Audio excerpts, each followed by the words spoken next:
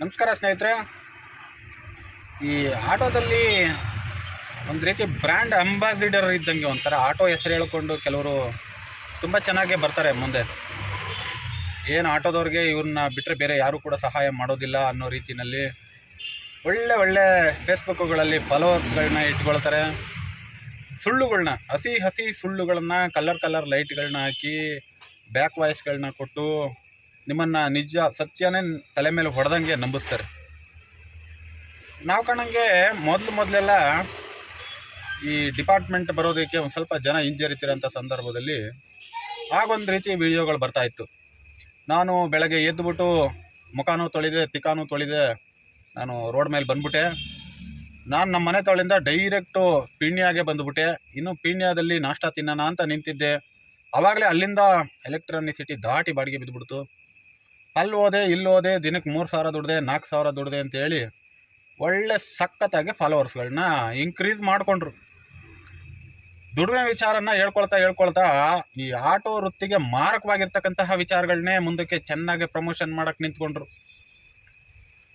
ಇವರು ವಿಡಿಯೋಗಳನ್ನ ಏನು ಇನ್ಸ್ಟಾಗ್ರಾಮ್ಗಳು, ಫೇಸ್ಬುಕ್ಗಳಲ್ಲಿ ನೋಡಿದಂಥವರು ಪಾಪ ಎಲ್ಲೋ ಬೇರೆ ಕಡೆಗೆ ಕೆಲಸ ಮಾಡ್ತಿದ್ದವರೆಲ್ಲ ಏನೋ ಆಟೋದಲ್ಲಿ ಭಾರಿ ದುಡಿಮೆನ ದುಡಿದು ಕಡ್ದು ಕಟ್ಟೆ ಹಾಕ್ಬೋದು ಅಂತೇಳಿ ಪಾಪ ಸಾಲ ಸೂಲ ಮಾಡಿ ಗಾಡಿ ಹಾಕ್ಕೊಂಡು ರೋಡಿಗೆ ಬಂದ್ಬಿಟ್ರು. ಯಾವತ್ತು ಗಾಡಿ ಹಾಕ್ಕೊಂಡು ರೋಡಿಗೆ ಬಂದರು, ಇವತ್ತು ಫುಟ್ಪಾತಿಗೆ ಬಂದ್ಬಿಟ್ರು.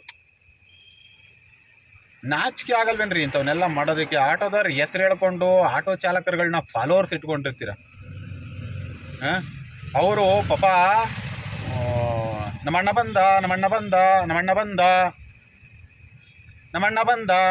ನಿಮ್ಮಣ್ಣ ಸರಿಯಾಗಿ ಇರ್ತಾವನೆ, ನಿಮಗೆ ಮಾತ್ರ ಗೊತ್ತೇ ಆಗ್ತಾಯಿಲ್ಲ.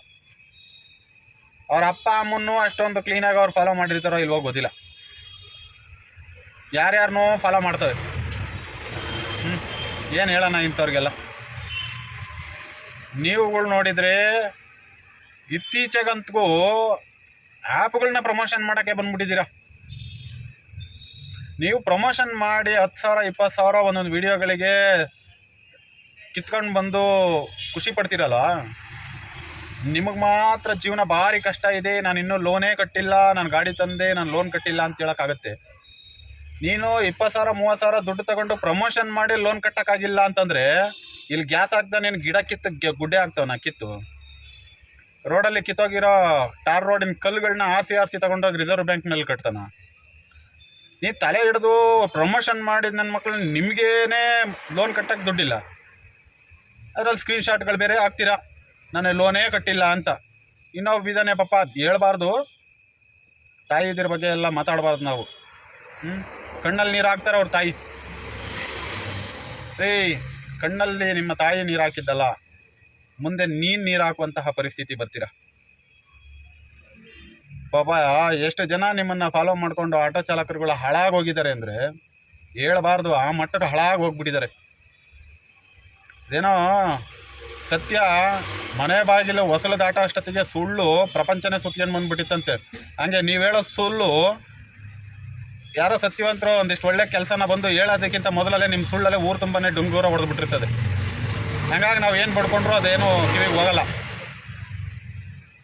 ನಿಮ್ಮಂಥ ತೊಡೆ ತಟ್ಟಿದವರು, ನಿಮ್ಮಂಥವರು ಚಾಲಕರನ್ನ ಇಟ್ಕೊಂಡು ಇವತ್ತು ಅವ್ರುಗಳ್ನ ಮುಂದೆ ಬಿಟ್ಕೊಂಡು ಪ್ರಮೋಷನ್ ಮಾಡಿಕೊಂಡು ದುಡ್ಡು ಮಾಡ್ತಿರೋರು, ನಿಮ್ಗೆಲ್ರಿಗೂ ಒಂದು ವಿಚಾರ, ಮುಂದೆ ನಿಮ್ಮದು ಜೀವನ ಇದೆ.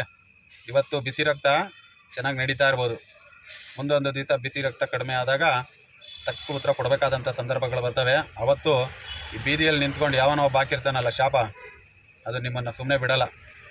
ಅರ್ಥ ಮಾಡ್ಕೊಳ್ಳಿ. ಅರ್ಥ ಆಗಿದೆ ಅಂತ ಅಂದ್ಕೊಳ್ತೀನಿ. ಇದನ್ನು ಮೀರು ಕೂಡ ನೀವು ಪ್ರಮೋಷನ್ಗಳು ಮಾಡಿದರೆ ಪಕ್ಕದ ಮೇಲಿರೋ ಮೀಸೆ ನಾವು ಬೋಳಿಸ್ಬಿಟ್ಟು ಕೈಗೆ ಬಳೆ ತೊಟ್ಕೊಂಡು ಕೆಲಸ ಮಾಡಿ.